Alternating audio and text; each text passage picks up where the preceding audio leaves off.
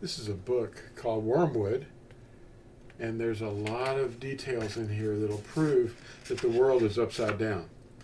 It's 112 pages, and you can get it at tourism.net if you're in the United States. If you're overseas or here in the United States, you can also get it at amazon.com, and you can get it as an ebook instantly. And that's also a lot less expensive. This is very cheap too. It's not very expensive. And you can get it quickly. You need to get the facts that are in this book. In a general way, the world is deceived. It's being led by the dragon.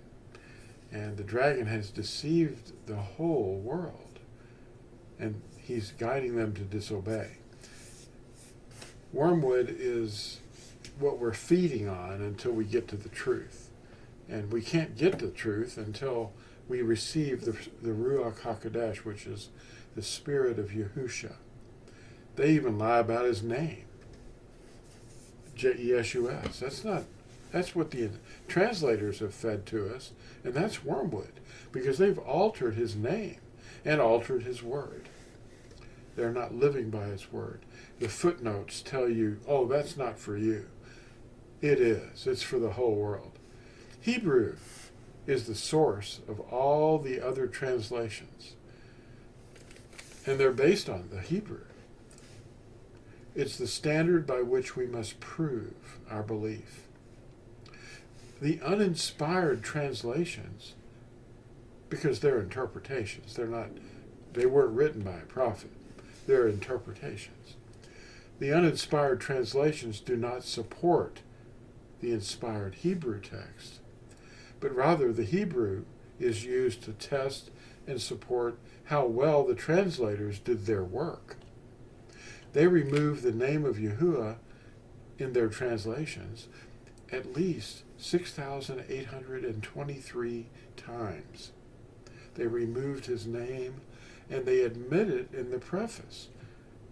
Open your favorite translation and look at the preface.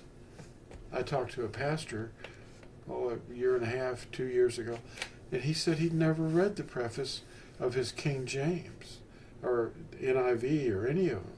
He never read it. So he didn't know that they'd taken the name out and inserted a replacement term, L-O-R-D. L-O-R-D? Who's that? Some Hindu deity? It's an English word, but it's not a Hebrew name. And they admit it in their preface. They don't teach or obey the commandments. In 1 Yehukanan, or 1 John, chapter 2, verse 4, says, if someone says, I know him, and they do not obey the commandments, they're liars. And they translate the scriptures. And they stand in front of you, and they read the translations, and they teach you, but they don't obey his commandments. They're liars. And you're listening to them and supporting them.